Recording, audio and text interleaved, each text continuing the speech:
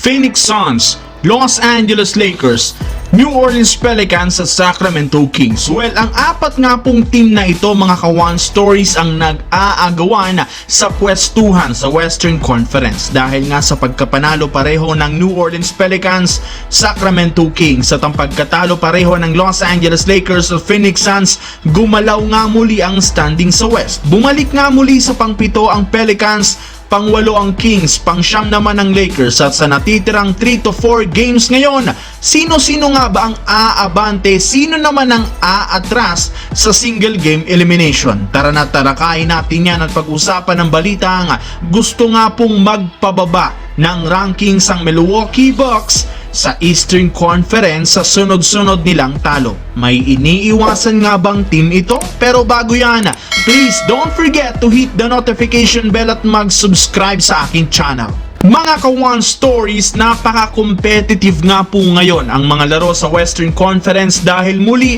ngayong araw nagalaw muli ang rankings. Talo Lakers, talo Suns, habang panalong Kings, panalo Pelicans. Balik nga muli sa dati ang standings mga kawan stories, pangwalo ang Kings, pangpito ang Pelicans, habang ang pangsyam ang Lakers. Kahit manatalo ang Phoenix Suns, mananatili pa rin sila sa pang-anim dahil sila ang may hawak ng tiebreaker sa Pelicans. Kaya naman bumalik nga muli sa dati ang rankings, pero dahil nga sa pagkatalo ng Lakers, balik sila sa number 9 at sa last 3 games makakalaban nila dito ang Golden State Warriors, Memphis Grizzlies at New Orleans Pelicans. Ibig sabihin dalawang team dito ang kailangan nilang pagtuunan ng pansin, ang Pelicans at ang Warriors. Pagdating naman sa Phoenix Suns, mapapalaban sila ngayon sa kanilang last 4 games na halos lahat legit contender, Los Angeles Clippers at Sacramento Kings. Pero ang mas inaabangan dito ng mga fans ay ang magiging laro sa susunod na araw ng Lakers at ang Golden State Warriors, kung saan kung sino man ang mananalo sa kanilang dalawa,